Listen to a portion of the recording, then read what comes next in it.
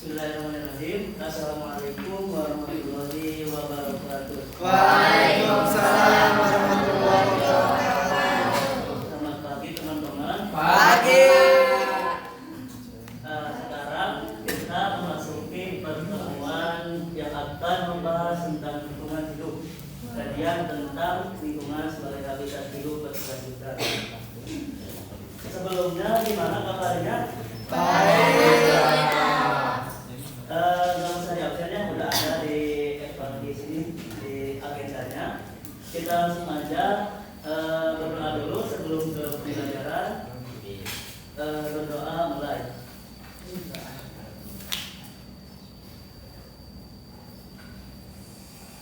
Berdoa selesai. Oke.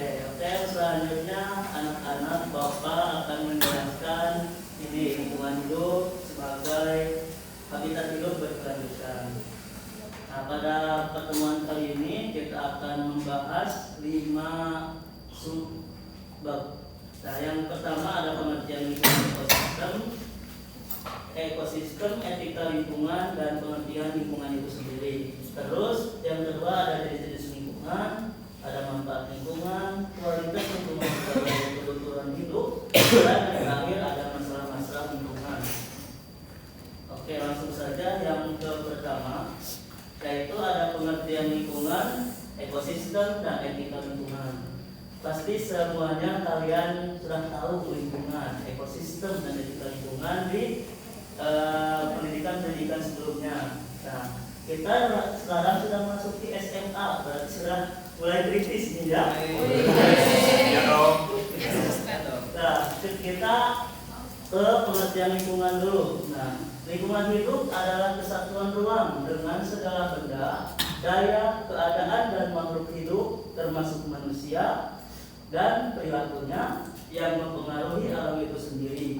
Nah, kelangsungan peri kehidupan dan kesejahteraan manusia serta makhluk hidup lain.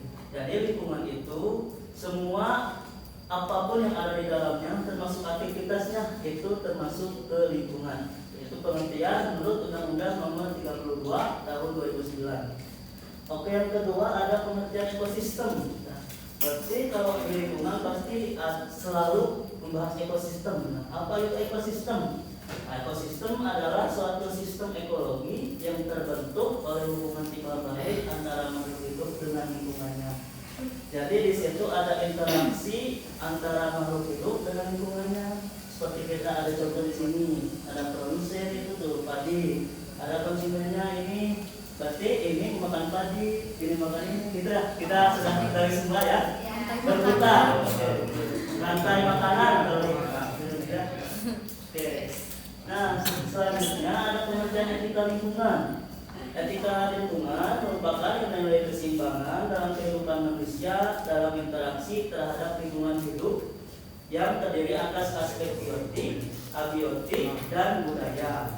Nah, etika lingkungan itu yaitu bagaimana perilaku kita terhadap lingkungan itu sendiri. Jadi kita ke lingkungan itu harus berperilaku baik, jangan merusak. Ya, oke? Jangan semena-mena terhadap lingkungan kita ya. Oke. Itu pengertian. Sekarang memasuki ke jenis-jenis lingkungan hidup. Nah, dalam jenis-jenis lingkungan hidup dapat dibagi menjadi 3. Ada lingkungan biotik, ada lingkungan abiotik, dan sosial budaya. Kita jelaskan. Nah, yang pertama ada lingkungan biotik. Nah, yang mana lingkungan biotik selalu ataupun seringkali diklasifikasikan dalam 3. Yang pertama ada produsen. Nah, produsen adalah organisme yang mampu mengubah organik, anorganik menjadi zat organik. Nah, contohnya seperti padi, ini produsen. Dan yang kedua ada konsumen. Konsumen adalah organisme yang tidak dapat membuat makanan sendiri. Dia bergantung terhadap yang lain, organisme lain. Contohnya itu jerapah. Jerapah tidak bisa membuat makanan sendiri, melainkan dia harus makan padi misalnya. Tidak bisa membuat makanan sendiri, jadi bergantung pada yang lain. Yang ketiga ini dulu. yaitu ada pengurai atau decomposer. Pengurai merupakan organisme yang mendapatkan energi dan menguraikan bahan organik yang berasal dari organisme mati seperti bakteri, jamur, dan cacing tanah. Jadi semua gaya pandangan buruk lah itu. Tapi pertama itu membantu organisme ataupun bisa menyuburkan tanah dan lain sebagainya. Itu sebagian contohnya. Nah, selanjutnya ada lingkungan abiotik. Nah, tadi lingkungan abiotik itu yang hidup. Dan lingkungan abiotik sekarang yaitu sering kita pahami dengan benda mati. Nah, lingkungan abiotik ada beberapa. Yang pertama air.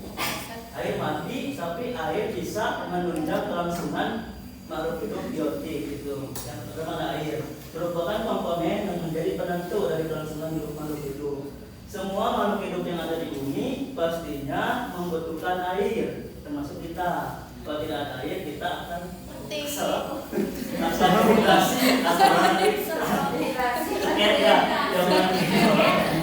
dan yang kedua ada tanah.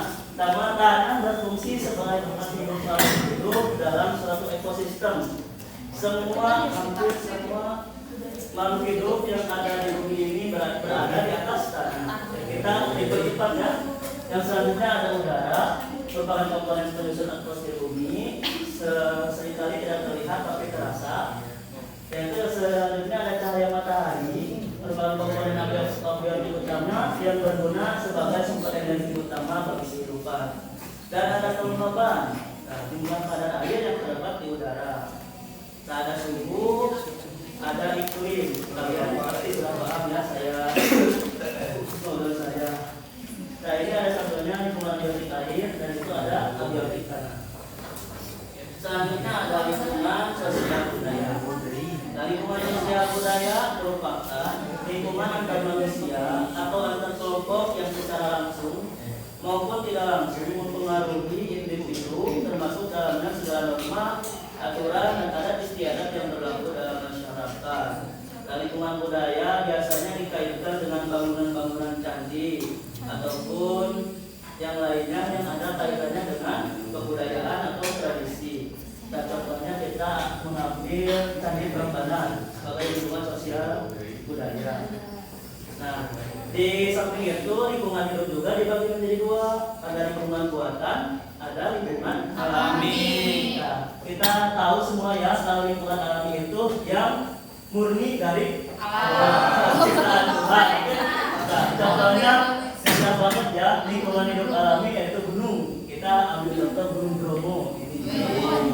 Dan ada lingkungan buatan. Kalau lingkungan buatan, lingkungan yang dibuat oleh manusia secara sadar dengan memanfaatkan penggunaan teknologi, baik menggunakan teknologi sederhana maupun modern sebagai upaya pemenuhan kebutuhan hidup manusia.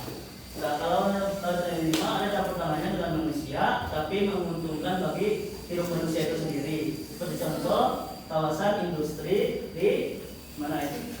Ada kawasan industri di suatu kota, yaitu contohnya lingkungan buatan. Selanjutnya memasuki materi yang selanjutnya yaitu manfaat lingkungan. Maaf ya, ada manfaat lingkungan. Manfaat lingkungan yang pertama adalah lingkungan sebagai tempat untuk hidup, jelas. Lingkungan sebagai hidup. Kalau tidak ada lingkungan berarti kita hidup mau di mana gitu, ya. Yang kedua ada lingkungan sebagai penyedia sumber daya alam. Jelas dari lingkungan itu sendiri kita bisa memanfaatkannya untuk pemenuhan kebutuhan hidup kita. Yang selanjutnya ada lingkungan sebagai penghasil pangan. Nah, tadi dijelaskan juga ya yang penghasil pangan berarti semua makanan yang ada di bumi muncul dari lingkungan itu sendiri. Selanjutnya ada lingkungan sebagai penyedia mikroorganisme seperti contoh tadi yang bisa penyebut tanah gitu, yang tidak terlihat lah. Terus yang selanjutnya ada sebagai penyedia tanah, jelasnya di lingkungan pasti ada tanah. Selanjutnya ada lingkungan sebagai penyedia oksigen. Nah, kalau tidak ada lingkungan berarti oksigen juga berkurang. Berarti itulah lingkungan sebagai penyedia oksigen. Selanjutnya ada kualitas lingkungan sebagai kebutuhan hidup. Kualitas lingkungan hidup diartikan sebagai keadaan lingkungan yang dapat memberikan daya dukung optimal bagi kelangsungan hidup manusia pada suatu wilayah.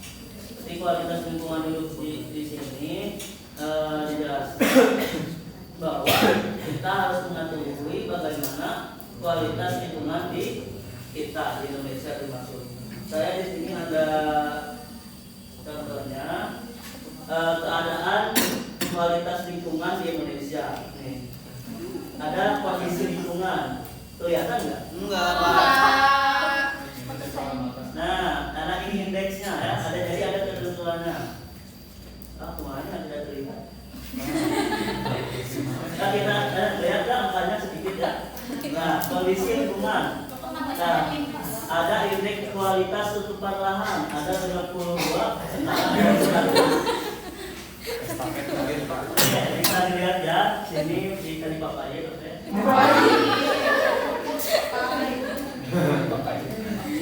Nah, itu kondisi lingkungan di Indonesia. Nah, itu berarti yang angka yang ke bawah berarti semakin rendah, semakin buruk. Yang lebih tinggi berarti semakin bagus itu indeksnya. Meskipun ada upaya-upaya bisa dipelajari nanti masing-masing. Nah, itulah menurut KLHK 2021 Kementerian Lingkungan Hidup dan Kehutanan. Nah, selanjutnya ada faktor-faktor yang mempengaruhi kualitas lingkungan. Jadi kualitas lingkungan bisa berubah dengan dua faktor. Yang pertama ada faktor alam, yang kedua ada faktor sosial budaya. Yang alam berarti yang tidak ada campur tangan manusia, seperti contoh iklim, perubahan cuaca, kesuburan tanah, erosi dan aktivitas gunung api. Itu bisa mempengaruhi kualitas lingkungan. Dan juga ada yang bisa mempengaruhi kualitas lingkungan itu ada sosial budaya. Yang pertama menguasai ilmu pengetahuan dan teknologi, itu juga bisa mempengaruhi kualitas lingkungan, entah bisa semakin baik ataupun semakin kurang baik. Dan ada tradisi masyarakat setempat, itu juga bisa mempengaruhi kualitas lingkungan juga. Dan ada cara berpikir masyarakat, jelas ya. Masyarakat yang berpikirnya mundur berarti kualitas lingkungan juga akan kurang baik. Dan sebaliknya. Selanjutnya ini yang terakhir ada masalah-masalah pada yang pertama contohnya ini sebagiannya banyak lagi sebanyak-banyaknya contoh yang lain, dan ini sebagiannya ada global warming. Nah, global warming merupakan yang dalam lingkungan yang paling menyita perhatian dunia, atau pemanasan global ataupun efek rumah kaca dan sebagainya, penipisan ozon, lapisan ozon. Jadi ke bumi itu semakin panas apa yang kita rasakan sekarang. Bisa kalau saya kurang menjelaskannya bisa dicari-cari sendiri ya. Oh belum. Pencemaran udara berasal dari seperti limbah-limbah pabrik, bukan limbah. Ini udah asapnya itu bisa dipengaruhi ataupun kendaraan dan lain-lain. Dan ada pencemaran air. Jelas ya, pencemaran air pasti yang kita lihat sampah yang ini faktor utama. Walaupun ada penyebab yang lainnya juga. Dan ada pencemaran pantai dan laut, tidak jauh seperti pencemaran air. Pencemaran tanah begitu juga, penumpukan sampah yang begitu banyak tidak bisa menampung dan tanah menjadi tempat diamnya sampah tersebut dan tidak bisa menampung dan menguraikan, menjadilah tanah itu tercemar. Dan yang terakhir contohnya itu ada peningkatan jumlah populasi, yang mana populasi di Indonesia semakin tahun ke tahun semakin sini semakin tidak kebanyakan sekali diri saya sudah terbukti.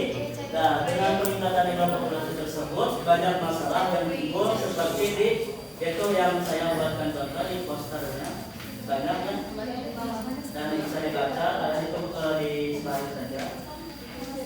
Oke, itu mungkin materi yang saya sampaikan. lanjutkan. Selanjutnya kita akan ada kuis.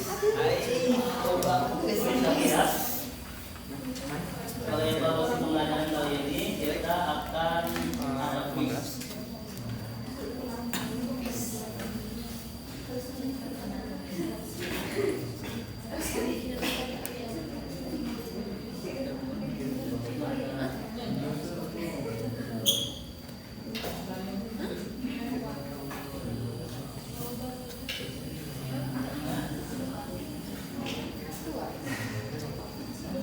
Bisa disiapkan ya handphonenya masing-masing.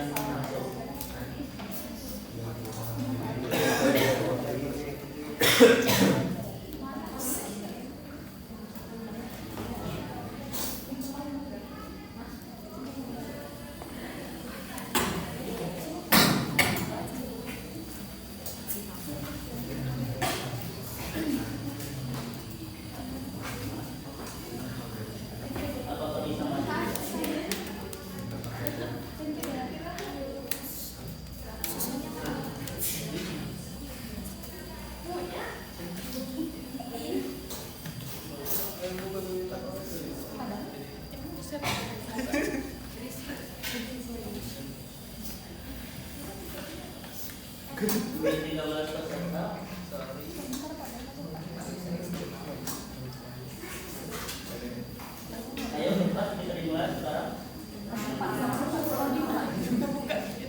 Sudah siap ya.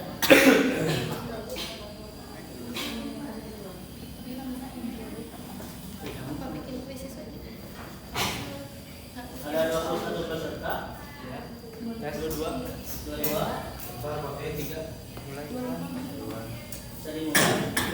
Bisa. Oke, kita mulai. 1, 2, 3, gas. Oke, gas. Dia tidak terkoneksi ke laptop, jadi saya lihat di sini. Silakan. Ini mah gampang sebenarnya. Masa tidak bisa kalian. Terima kasih. Sekarang ada dalam kehidupan sehari-hari pastinya.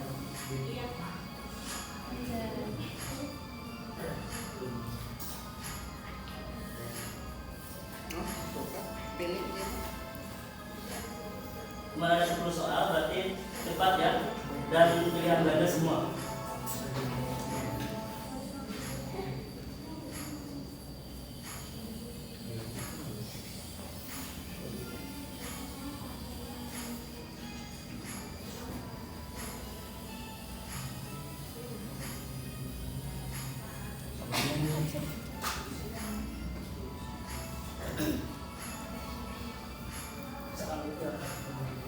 Bisa mulai.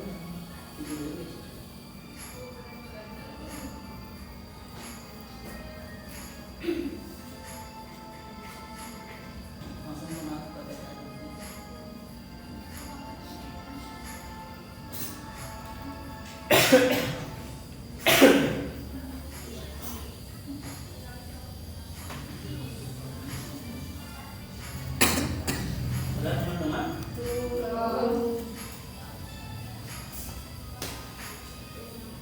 Waktu kita cuma 1 menit lagi. Tidak bisa lama-lama. Siap. Sabar, Bapak. Sabar.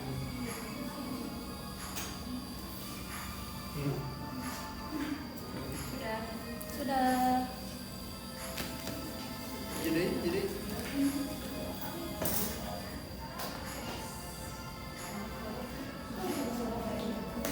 Masih majalah teratas. Udah, majalah udah. Bisa udah semuanya? Oke, dianggap sudah saja. Peringkat pertama ada Najwa. Masih ada Tiara Angelika. Dan ada Nida. Selamat. Nanti ada dompet ya. Untuk teman sekarang.